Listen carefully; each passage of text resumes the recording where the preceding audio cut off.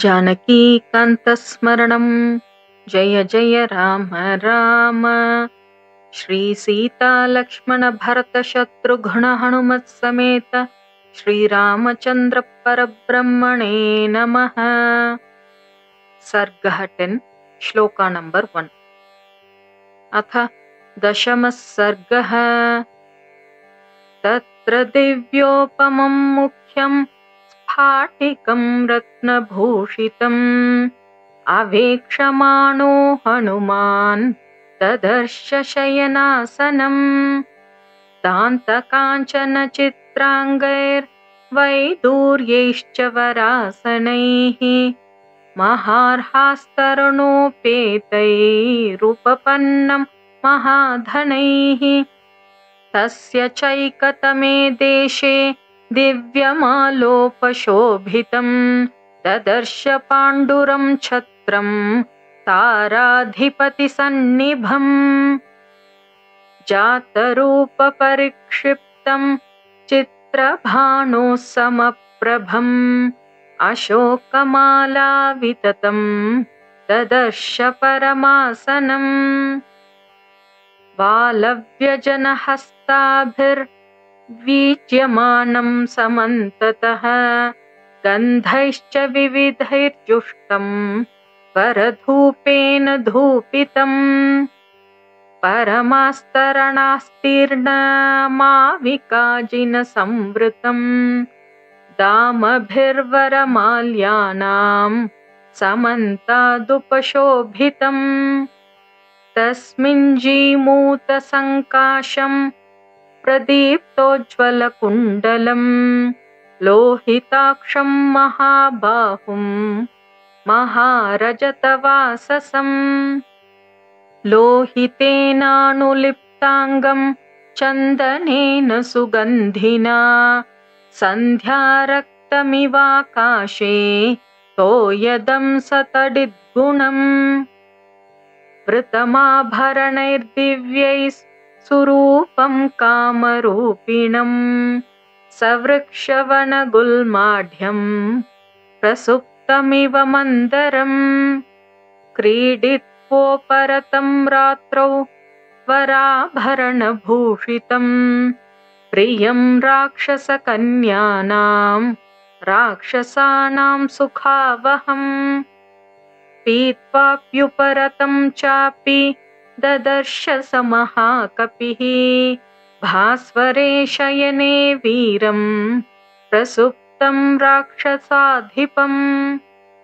निःश्वसन्तं यथा नागं रावणं वानरोत्तमः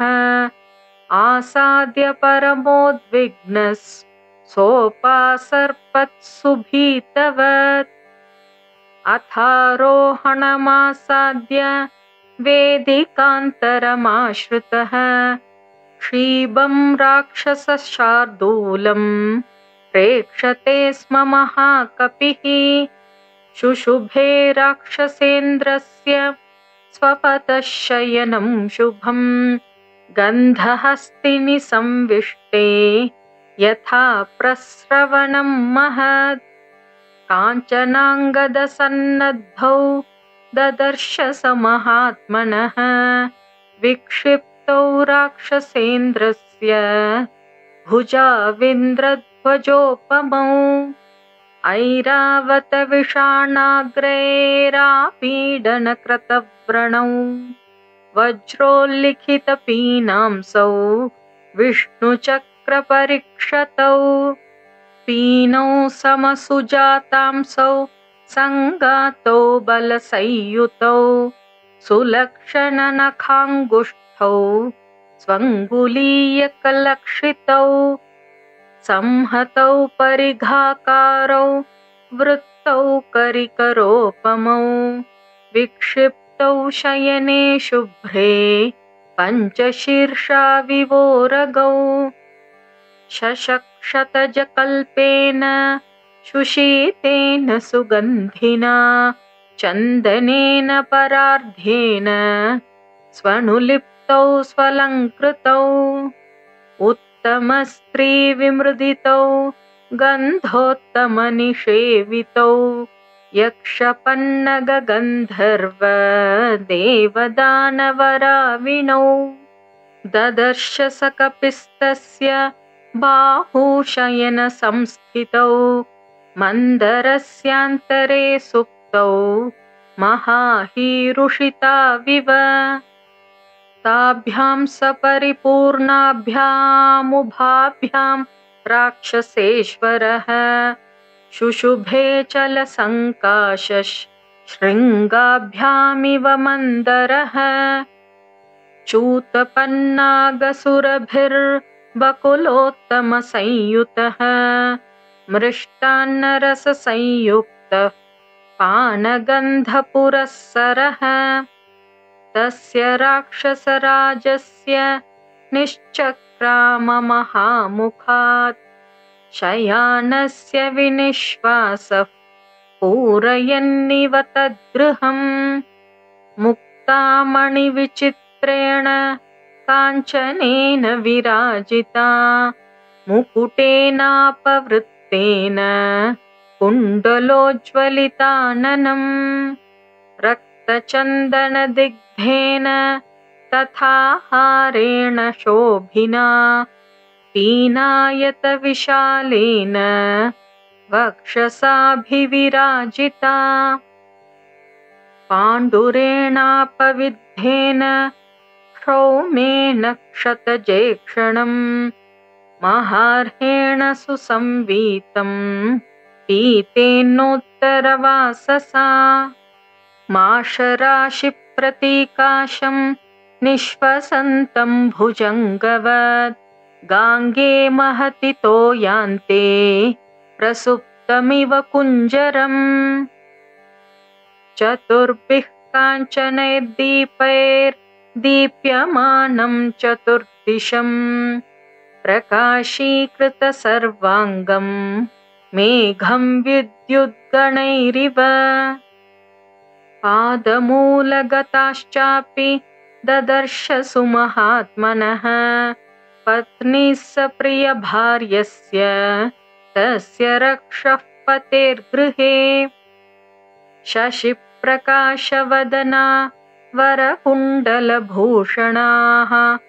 अम्लानमाल्याभरणा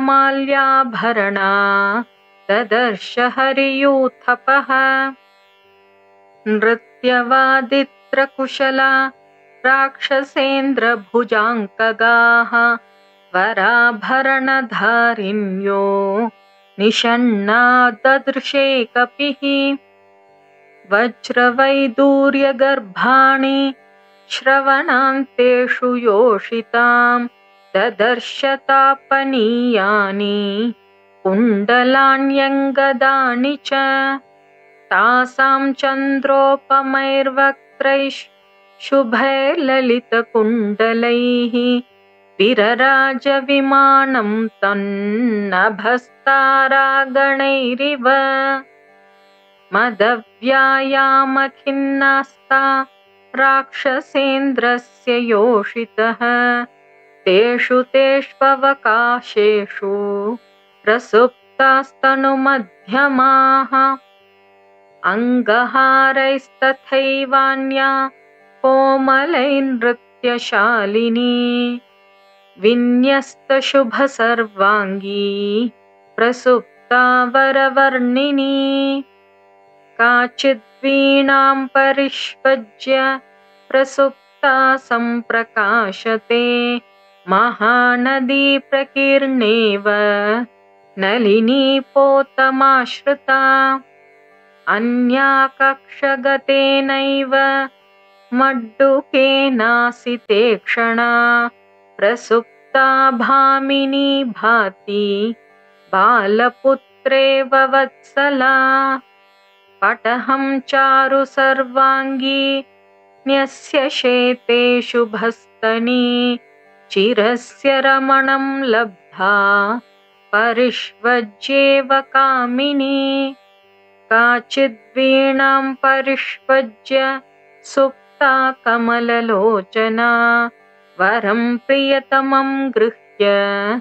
सकामेव हि कामिनी विपञ्चीं परिगृह्यान्या नियता नृत्यशालिनी निद्रावशमनुप्राप्ता सह कान्तेव भामिनी अन्या कनकसङ्काशैर्मृदुपीनैर्मनोरमैः मृदङ्गं परिविद्याङ्गैः प्रसुप्ता मत्तलोचना भुजपाशान्तरस्थेन कक्षगेन कृशोदरी पणवेन सहानिन्द्या सुप्ता मदकृतश्रमा डिण्डिमं परिगृह्यान्या तथैवासक्तडिण्डिमा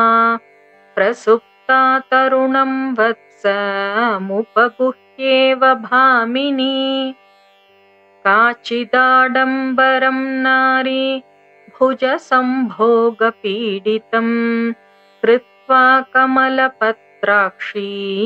प्रसुप्ता मदमोहिता कलशीमपविद्यान्या प्रसुप्ता भाति भामिनी वसन्ते पुष्पशबला मालेव परिमार्जिता पाणिभ्यां च कुचौ काचित् सुवर्णकलशोपमौ उपगुह्या बला सुप्ता निद्राबलपराजिता अन्या कमलपत्राक्षी पूर्णेन्दुसदृशानना अन्या मालिङ्ग्य शुश्रोणीं प्रसुप्ता मदविह्वला आतोद्यानि विचित्राणि परिष्वज्य वरस्त्रियः निपीड्य च कुचैः सुप्ताः कामिन्यः कामुकानिव तासामेकान्तविन्यस्ते शयानां शयने शुभे ददर्शरूपसम्पन्नामथतां सकपिस्त्रियम् मुक्तामणिसमायुक्तैर्भूषणैः सुविभूषितां विभूषयन्तीमिव च स्वश्रिया भवनोत्तमम् गौरीं कनकवर्णाभामिष्टामन्तःपुरेश्वरीं कपिर्मन्दोदरीं तत्र शयानां चारुरूपिणीम् सतां दृष्ट्वा महाबाहुर्भूषितां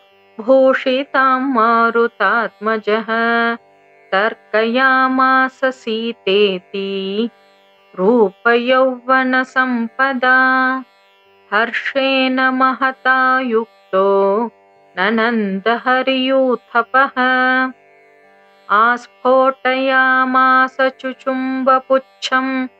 ननन्दचिक्रीडजगौ जगाम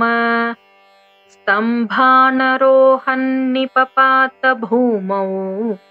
निदर्शयन् स्वां प्रकृतिं कपीनाम् इत्यार्षे श्रीमद् रामायणे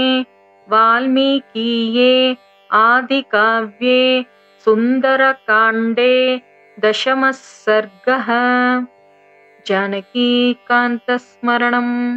जय जय राम राम।